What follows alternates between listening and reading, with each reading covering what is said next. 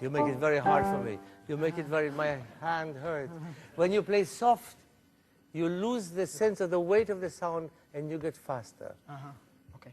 Do the characterization with the volume and with the phrasing, Yes. but not with the tempo. Okay. Also, be a little bit careful. The second syncopation very often comes too soon, and it is.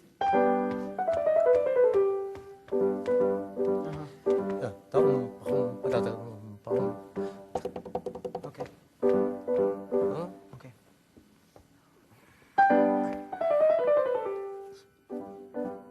Yes. Yes.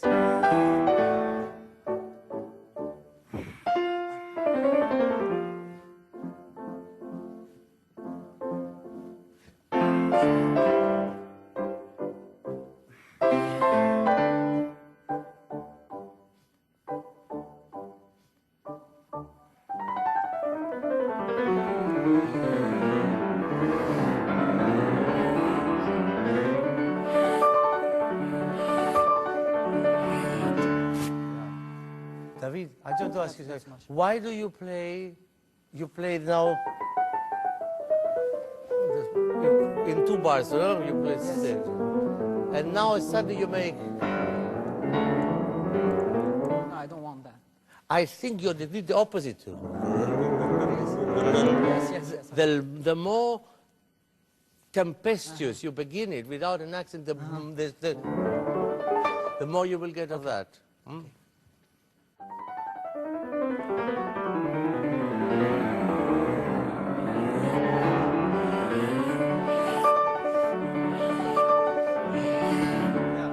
Better. It's not quite right yet. It's better. I'll tell you, no, because you have, in order to do that, when you're coming down, I'll do it for you in slow motion. In order to avoid this, you have to play to the end. And come down very carefully. And then, you don't have still the faith in your own control of the speed to place the accent.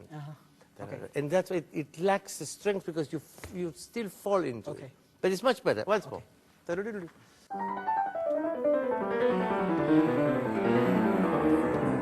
Yes. Yes. Now look, you can really the accent and come down. And again.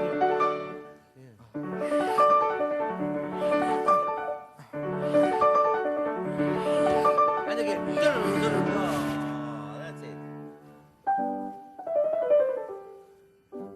No, that's forte, isn't it? No, it's I don't think there's something. No? I don't think in my score it's forte. It's forte. No, it's forte. Yeah. Oh, yeah. I'm sorry, in my score, I'm sure it wasn't. I believe you. But there's definitely forte. I don't know about the score, but it's definitely, because it is always the opposite. This is why there is a question about the beginning.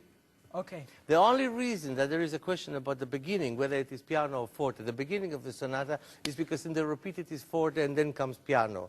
But every time in this movement, there is a different dynamic for pom or pi, padam, padam. That's really very, I think that's important. Okay.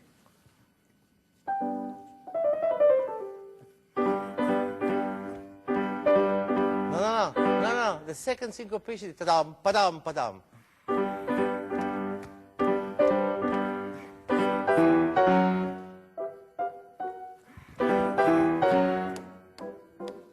No. Sorry, I cannot let you get away with it. Okay. Run, dun, tom. Run, dun, tom.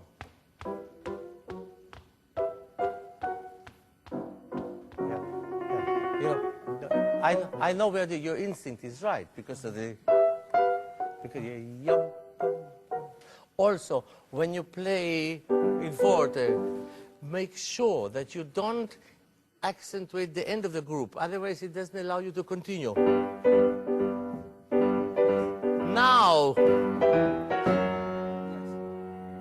this is interesting, this is important. In order to do that, you must never give it away before. And make sure you play that it resounds to the end. Yum, commentary, yum, pom, pom, each one.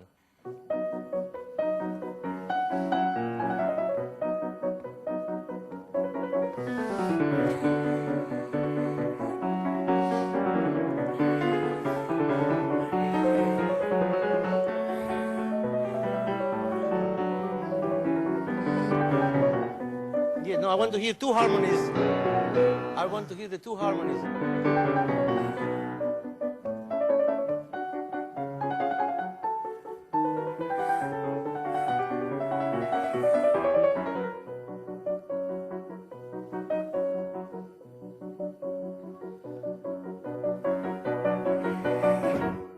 Bravo. Bravo. Very good. Huh?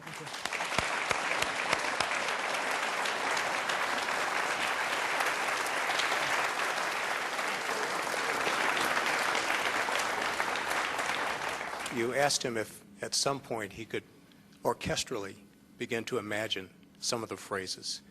Do you think that would be helpful in terms of approaching a piece like this, to imagine the flutes in one part, the bass in another?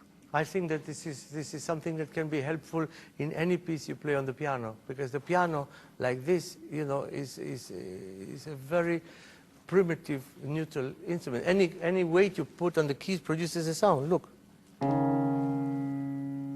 It's a C sharp. It's not particularly interesting, but I do with the elbow. You could put an ashtray, anything you can do that. You try and do that on the violin. You get nothing. You have to first find a note, then you have to know how to put the finger, then you have to know how to connect the two hands, then you have to decide so many before you can actually make the equivalent of that. Therefore, the piano is, from that point of view, a very neutral element. And it is precisely this neutrality which gives it the possibility of so much expression, because you can put on the neutral wall any colors you want. You cannot put any colors you want on a wall that already has a color, blue, red, whatever it is. And the neutrality of the piano is what gives it the possibility to be so expressive. But in order to do that, you have to accept the fact that in itself, left to its own devices, it is a very neutral, inexpressive instrument, but that it is open to 20 million different ways of seduction of each finger. And then you get that. And therefore, if you have in your ear the sound of the oboes, or the sound of the violin, or the sound of the chorus, or the sound of the flute, it doesn't have to be that had Beethoven orchestrated it, he would have put the flute. The mere fact that you have that in your ear and you have a sensitivity and an understanding of how the flute sounds in that register will allow you, if you have the necessary manual control, to produce a sound that is much more interesting and more imaginative than the sound that is produced by simply bringing the keys down. In many ways, the essence of Beethoven has very little to do with